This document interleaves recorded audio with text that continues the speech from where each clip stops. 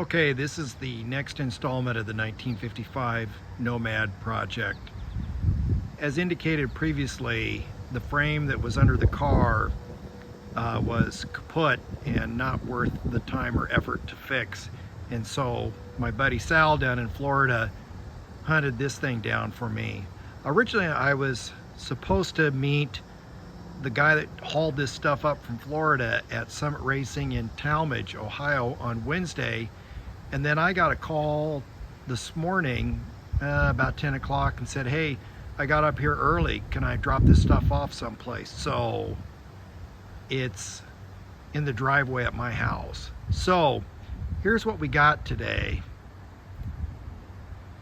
As a follow-up to the Mad Mooks debacle, this is the replacement liftgate I bought. Now this thing is complete, as you can see. Sorry about the lighting, I'm not an expert on this stuff. This is that dovetail holder on the bottom, the glass retainer strips. These two holes here are for the hold open stands. When you lift up the lift gate, it's a latch to make sure that thing doesn't drop down closed. The curve on this thing looks pretty good. Boy, I'm hoping this thing doesn't need straightening, because I am out of ideas for where to get these things straightened. So chrome is actually in pretty good shape on this. There was naturally texture on that. I think that got painted up here. Anyway, so that's the lift gate. The big news, of course, is this replacement frame. Oh gosh, last Friday this was a complete 1955 two-door Chevy, rolling, had a complete car body on it, and was down in Florida. Some guy bought the body, I assume he got the title or whatever, and he's going to put an Art Morrison chassis underneath it, and I ended up with the original 1955 frame. This thing is so much better than the one I have. Again, I had those reinforcement plates on the kick-ups. This thing is definitely rusty on the outside, but the doggone thing is almost 70 years old. But the kick-ups look good. Both sides. This is definitely a two-piece frame. I'm going to say for right now, the brackets look to be an identical match to what I had on the frame that I pulled out. The car had some kind of a white paint job on there. This thing is completely stripped. Now, I was hoping a couple things, that this was an automatic transmission car. This piece right here, that piece, this thing was a 3-speed manual car, because my car has this same bracket, and this thing is about 4 inches longer. Somebody took a Sawzall and just whacked that thing off.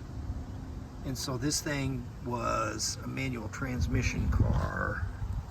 I am not clear on how many different places Chevrolet built car frames. There probably were several places and maybe number of suppliers. But one thing that I noticed, see on here,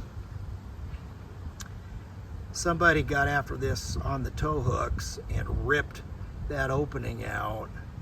See the damage a little bit on that side too. I had seen this in pictures before the thing even left Florida, so what I did is on my existing frame, I went ahead and extracted those pieces. This was interesting. On this frame, you can see that the inner piece stops right there, and on my frame, there was a separate piece. This looks like it was plug welded, or maybe some small rivets or something spot welded to the inside of the frame horn. This was all one piece on my frame.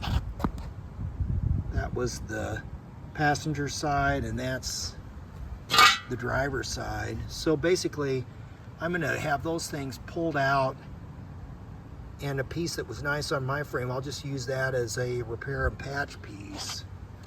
Also, back here in the back, those of you that are real Tri-5 experts can certainly chime in here. You'll notice that the inner piece of the frame rail is attached to the rear cross member with a rivet. On my frame, the one that was under the car, this stops here and was welded here, and I think that that was stock. So that's just a couple small differences in frames. I'm really happy with this thing. I think it will sandblast and clean up just fine. All the body mounts are in nice shape. Again, definitely has rust, and it definitely needs sandblasted. A couple small repairs, but not the major surgery that other frame was going to take to make it usable again. So that's an update from the house today. Liftgate and a new frame. So off to the sandblaster on Wednesday, and we'll see if we can make a rolling chassis out of this thing maybe within the next month or so. Like, share, comment, and subscribe if it entertains you. Thanks.